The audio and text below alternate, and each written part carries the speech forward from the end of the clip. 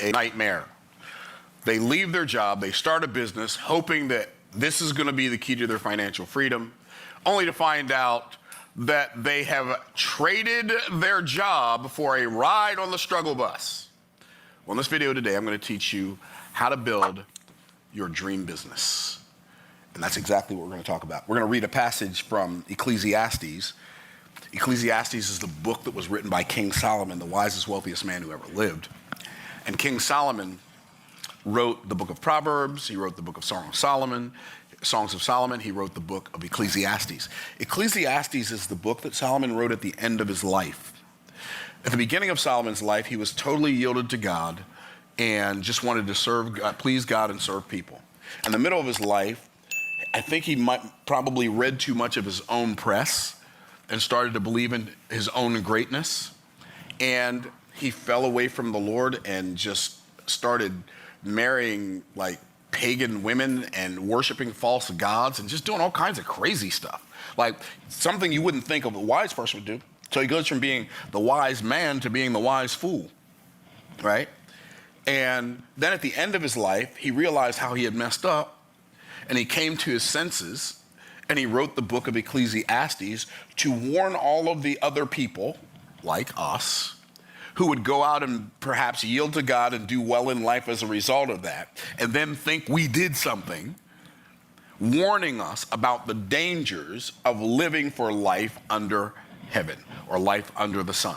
So you'll see that the theme of the book of Ecclesiastes is life under the sun. This is how life under the sun or life under heaven works. And he basically gives us two warnings about life under heaven or life under the sun. All is vanity and vexation of spirit. Vanity means emptiness. Vexation of spirit means you've tortured yourself. So the theme of the book of Ecclesiastes is this. If you want to understand like what Ecclesiastes is talking about, and you want to understand it in context, you need to understand that Solomon is saying to all of us, if you live your life for life under the sun, you've wasted your life and tortured yourself.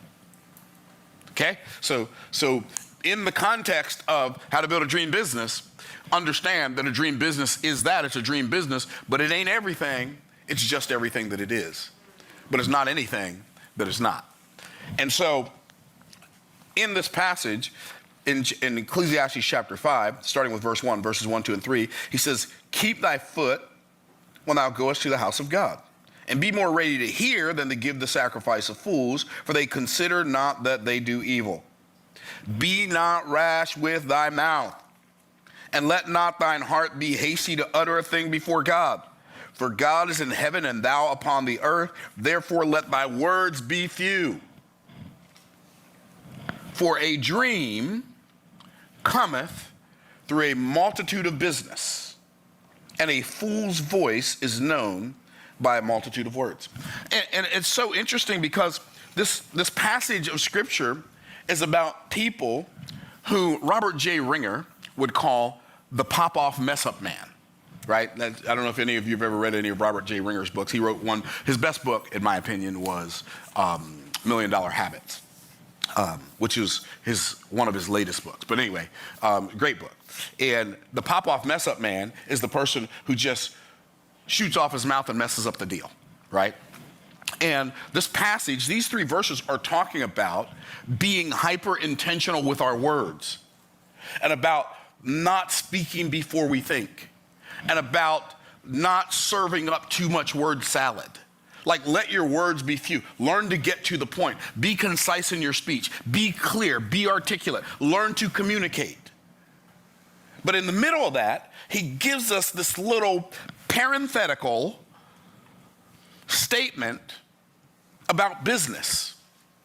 And he says, a dream cometh through a multitude of business. I believe what he's doing is he's contrasting the difference between getting something done and pontificating about getting something done.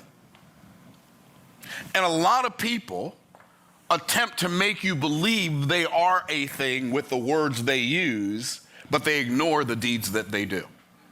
And so King Solomon said, a dream cometh through a multitude of business. And I don't know if Solomon was thinking about the dream that he had when he wrote this, right? Because if you go read 1 Kings chapter 3, we see that God spoke to Solomon in a dream at Gibeon.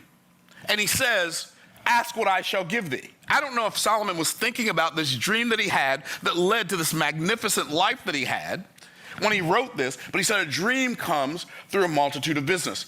And a lot of us, we grow up with these dreams of things we desire to do. You know, I want to be a baseball player. I want to be a football player. I want to be an astronaut. I want to be a musician. I want to be an actor. Like when we grow up with all these dreams, these things that we desire to do, or I want to drive this car. I want to live in this neighborhood or this kind of house. And we have all of these big dreams, but all of those big dreams that we have to be paid for, right? And how do we pay for these big dreams? Well, one of the ways we can pay for these big dreams is by having a business. Now, the Bible has a lot to say about business, like a lot to say about business. Seest thou a man diligent in his business? He shall stand before kings. He shall not stand before mean men, right? The Bible has a lot of things to say about business, and that you study to be quiet and to do your own business, working with your hands as we commanded you, that you may walk honestly toward them that are without, and that you may have lack of nothing. The Bible has a lot to say about the concept of business. But in this passage, it says, a dream cometh. Now, a dream, like when we think of a dream, what is another word that we could use to describe something we've been dreaming about? Like, a dream is something we value at a high level in our imagination, isn't it? Isn't that what a dream is? It's like in my mind, I imagine that this is going to be X, Y, Z when I accomplish it. Okay, so in order to build a dream business, and for a lot of people, a dream business is a big business, and by big, I don't mean necessarily a lot of employees, but when I think of a big business, I think of big profits. Okay, like I like the idea of big profits. Why do you like big profits? Because they are faster than small profits, right? And so I when I think about like my dream business, it's a business where it's got ultra leverage in that a minimal number of transactions produces a maximum amount of profit, right? So I like that.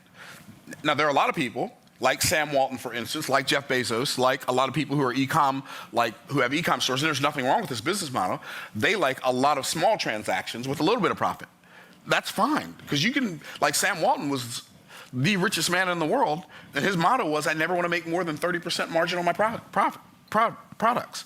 So he's like, if a vendor gives me a good deal, I'm going to pass that good deal on to my clients. Okay, cool, right? And so, so in order to build a dream business, one of the things you're going to need is you're going to need a big dream, because building a business is too hard just to do it to live an average life. It requires too much work. One of my friends, he gave me the definition of an entrepreneur. He said an entrepreneur is somebody who works 16 hours a day for themselves so they don't have to work 8 hours a day for somebody else. And some of you are entrepreneurs, and you know exactly